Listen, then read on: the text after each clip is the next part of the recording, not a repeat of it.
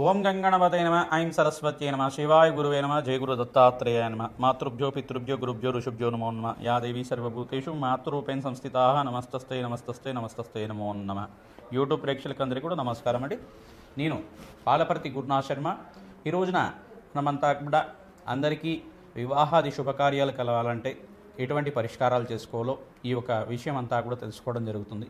ఈ రోజున ప్రధానంగా ఈ యొక్క శీఘ్రాతి శీఘ్రంగా కళ్యాణ యోగం కావాలంటే మేషాది ద్వాదశ రాశుల వాళ్ళకి జ్యేష్ఠమాస ఫలితాలతో భాగంగా విశేషంగా అందరికీ కూడా అఖండ రాజయోగంతో ధనప్రాప్తి కలగాలన్నా వివాహయోగం సిద్ధించాలన్నా వాళ్ళకి ప్రధానంగా అందరి జాతకులకు కూడా గురుబలం పెరిగి శుక్రబలం ప్రధానంగా ఏ గ్రహాలంతా కూడా కారణమవుతాయంటే వివాహానికి ప్రధానంగా లగ్న చక్రవశాత్తు సప్తమ స్థానాధిపతి సప్తమాధిపతి కానీ దశ అనేది పంచమాధిపతి దశలో కానీ మరియు లగ్నాధిపతి యొక్క దశలో అంతర్దశలో కానీ వివాహాది శుభకార్యాలు జరగడానికి అవకాశం ఉంటుంది. ప్రధానంగా ఈ యొక్క ప్రతి ఒక్క జాతకుడు గురుబలము శుక్రబలం అంతా కూడా శుక్రుడు అంతా కూడా కలత్ర కారకుడు అవుతాడు. ప్రధానంగా బృహస్పతి అంతా కూడా ఈ యొక్క వంశాభివృద్ధికి మరియు గురుబలం పెరుగుతుంది కనుక శీఘ్రాతి శీఘ్రంగా ఆ కళ్యాణ యోగం కావడానికి ఆస్కారం ఉంటుంది. అతి శీఘ్ర కళ్యాణ యోగం కావడానికి ఆస్కారం ఉంటుంది. మరియు ప్రధానంగా ప్రతి ఒక్క జాతకుడు అంతా కూడా జన్మజాతకాన్ని కుండలనంతా కూడా చూపించుకోవడం ప్రధానంగా లగ్న చక్రవశాత్తు కానీ నవాంశవశాత్తు కానీ దశ వింశోత్తర దశ విధానంగా కానీ సప్తమాంశ దశాంశ అనేది పంచమాంశ అనేది యొక్కరంగా చూసుకోవాల్సి ఉంటుంది. అంశచక్రంలో ప్రధానంగా చూసుకుంటే కనుక ఈ యొక్క దశలంతా కూడా చూసుకోవడం షష్టాంశ అనేది చూసుకోవడం కానీ వివాహాది శుభకార్యాలు జరగడానికి ప్రధానంగా గ్రహాల యొక్క స్థితిగతి మేరకి గోచారరీత్యా గ్రహాల యొక్క స్థితిగతి చూసుకోవాలి.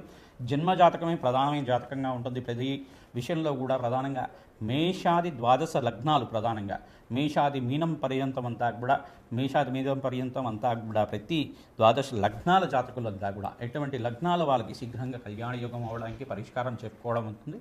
మరియు రాశుల వాళ్ళకు కూడా అదే అన్వయం చేయడం జరుగుతుంది. ప్రతినిత్యం కూడా ప్రతి విషయంలో కూడా గణపతి ఆరాధన చేసుకోవడం వల్ల విఘ్నాలు తొలగిపోతాయి. ఆటంకాలు వివాహాది శుభకార్యాలు జరిగేటప్పుడు కానీ ఆటంకాలంతా కూడా తొలగిపోయి శీఘ్రాతి శీఘ్రంగా వివాహయోగం కలగడానికి గురుబలం పెరగడానికి పరిష్కారం చెప్పడం జరుగుతుంది. శుక్రబలము అంగారక బలము చంద్రబలము ఈ యొక్క సప్తమాధిపతి యొక్క దశ ఏ యొక్క స్థానాల్లో ఉంది, గోచారరీత్యా ఏ రకంగా ఉంది, మరియు పంచమాధిపతి యొక్క రంగా ఉన్నారు లేదా సంతాన కారకుడు మరియు ఉద్యోగ కారకుడైన గ్రహం అంతా యొక్కరంగా ఉందా లేదా, పంచమంలో ఏ గ్రహాలు ఉన్నాయి, పాపగ్రహంతో కలిసి ఉన్నాయా లేదా, ఈ యొక్క శనీశ్వరుడు వీక్ష అంతా కూడా సప్తమ స్థానంలో ఉందా, ప్రధానంగా శనీశ్వరుడు అంతా కూడా శని లగ్నవశాత్తు అంతా కూడా చూసుకోవడం జరుగుతుంది. ప్రతినిత్యం కూడా ఒక జాతకాన్ని చూసుకున్నప్పుడు విశ్లేషణ చేసుకున్నప్పుడు కూడా ప్రతినిత్యం కూడా లగ్న చక్రాన్ని ప్రధానంగా లగ్న కుండలిని మరియు గోచార చక్రాన్ని రెండు కూడా అన్వయం చేసుకోవాలి, కంపేర్ చేసుకొని చూసుకుంటూ ఉండాలి ప్రతినిత్యం కూడా. మరియు ప్రధానంగా చూసుకుంటే కనుక వివాహాది శుభకార్యాలు జరగాలంటే ప్రధానమైన కారణం ఏంటిదంటే యోగం అనేది ఉందా లేదా. జన్మజాతకంలో వివాహ యోగం అందుకు ఆలస్యం అవుతుంది. ప్రధానమైన కారణాలు ఏంటిదంటే అంగారక దోషం కానీ పితృదోషం పితృశాపం కానీ ప్రధానంగా చూసుకుంటే కనుక కాలసర్ప దోషం ఉంటే కూడా ఈ యొక్క వివాహం ఆలస్యం అవడం కానీ లేదంటే సంతానం ఆలస్యం అవడం కానీ ఈ యొక్క కారణాలని చెప్పడం జరుగుతుంది. ఇదొకటి కారణం కాకుండా స్త్రీ శాపం అనేది ఉంటుందన్నమాట. స్త్రీ శాపం అనేది ఉంటుంది, స్త్రీ దోషం కానీ స్త్రీ శాపం అనేది ఉంటుంది. ఈ యొక్క చతుర్థ స్థానం శాతం అని చెప్పేసి అంటారు. లేదు సప్తమ స్థానంలో కొన్ని గ్రహాల యొక్క కలిగ బట్టి దాని యొక్క స్థానాన్ని అష్టమ స్థానంలో కూడా చూసుకుంటూ ఉంటారు. కొన్ని స్థానాలు బట్టి గ్రహాల యొక్క స్థితిగతి మేరకు అంతా కూడా ఈ దోషం అనేది ప్రామాణికంగా చెప్పడం జరుగుతుంది. మరియు ఇదొకటే కాకుండా శనీశ్వరుడు వీక్షణ అంతా కూడా ప్రధానంగా సప్తమ స్థానం మీద ఉందా, పంచమ స్థానం మీద ఉందా, శనీశ్వరుడు అంతా కూడా యోగకరంగా ఉన్నారా లేదా, శనీశ్వరుడు యొక్క దశ నడుస్తుందా, ఏ దశ నడుస్తుంది, ఈ యొక్క శనీశ్వరుడు ప్రభావం అంతా కూడా వివాహాది శుభకార్యాలు ప్రధానంగా చూసుకుంటే వివాహాది శుభకార్యాలు జరగాలంటే కనుక వివాహ యోగం కలగాలి. జాతకంలో వివాహ యోగంగా అతి శీఘ్రంగా కలగాలంటే ప్రధానంగా చేసుకోవాల్సిన పరిష్కారం ఏంటంటే ఈ యొక్క శివపార్వతుల కళ్యాణ ఘట్టాన్నంతా కూడా పారాయణంలాగా చేసుకుంటుండడం, అంటే ప్రవచనంలాగా వింటుండడం. శివపార్వతుల కళ్యాణం అంతా కూడా ఏ రకంగా జరిగింది, అసలు ఆ యొక్క శివపార్వతుల కళ్యాణం జరగడానికి పార్వతీదేవి ఎటువంటి తపస్సు ఆచరించింది, సాక్షాత్ పరమేశ్వరుడు అంతా కూడా భర్తగా పొందాలంటే ఎటువంటి తపస్సునంతా కూడా ఆచరించింది, ఎటువంటి యజ్ఞాధికృతలు ఆచరించింది అమ్మవారంతా కూడా, ఎటువంటి ఉపాసనంతా కూడా చేసింది అమ్మవారు, ఆ విశేషాలంతా కూడా చేసుకోవడం ప్రధానంగా.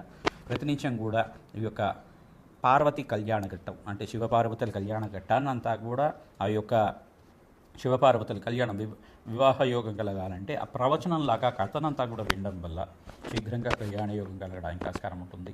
సీతారాముల కళ్యాణ ఘట్టం అంతా కూడా ఇక్కడి నుంచి ప్రధానంగా చూసుకుంటే కనుక శివధనుర్భంగ దగ్గర నుంచి శివ యొక్క సీతారాముల కళ్యాణం వరకు, ఆ ఘట్టం వరకు అంతా కూడా ప్రతినిత్యం కూడా ఈ యొక్క పారాయణంలాగా, ప్రవచనంలాగా వింటూ ఉండడం, ప్రతినిత్యం కూడా ఆ యొక్క కళ్యాణ విశేషాలంతా కూడా ఎటువంటి మంత్రాలంతా కూడా యోగకరంగా ఉంటాయి. ప్రధానంగా చూసుకుంటే విశ్లేషణ అంతా కూడా ఉంటుందన్నమాట. ప్రతి ఒక్క దేవత ఆవాహనం చేసుకోవడం కానీ, ప్రతినిత్యం కూడా ఈ యొక్క వివాహం అనేది ప్రధానంగా చూసుకుంటే ఒక దాంపత్య జీవితం అనేది చాలా మంచిది. హైందవ ధర్మంలో అంతా కూడా చాలా యోగకరమైన జీవితం అనేది చాలా విశిష్టత అనేది ఉంటుందన్నమాట.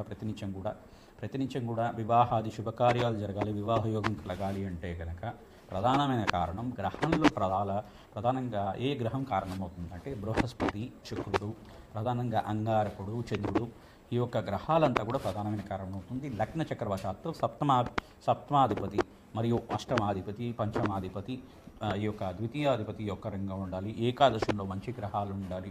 ఈ యొక్క గ్రహాల యొక్క వీక్షణ అంతా కూడా గోచార రీత్యా కూడా బాగుండాలి. గోచార రీత్యా ఈ ప్రధానమైన గ్రహాలు యోగకరంగా ఉండాలి.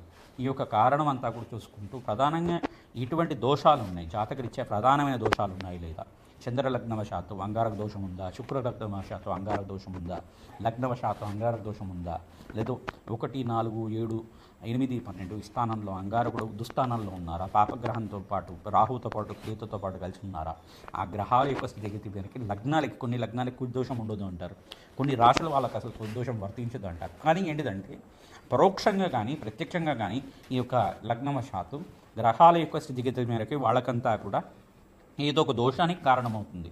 వాళ్ళ పూర్వజన్మ సిద్ధాంతం ప్రకారంగానే, ఈ జన్మ సిద్ధాంతం ప్రకారంగానే కానీ ప్రతినిత్యం కూడా దోషాలకి పరిహారం చేసుకోవడం వల్ల దైవ బలమే కాపాడుతుంది. ప్రతినిత్యం కూడా భగవంతుడి ఆరాధన చేసుకోవడం వల్ల, జగన్మాత ఆరాధన చేసుకోవడం వల్ల, ప్రతినిత్యం కూడా ఎవరైతే కనుక కుంకుమార్చన చేసుకుంటూ ఉంటారో, ప్రధానంగా ఖడ్గమాల స్తోత్రంతోటి ఎవరైతే కనుక అమ్మవారికి నిత్యం కూడా కుంకుమార్చన చేసుకొని వాళ్ళ పనులంతా కూడా చేసుకోవడం వల్ల ప్రతినిత్యం కూడా అఖండమైన ఐశ్వర్యము, వివాహ యోగం సిద్ధించడానికి, అఖండ సౌభాగ్యం, దీర్ఘసుమంగళి యోగం సిద్ధించడానికి అవకాశం ఉంటుంది.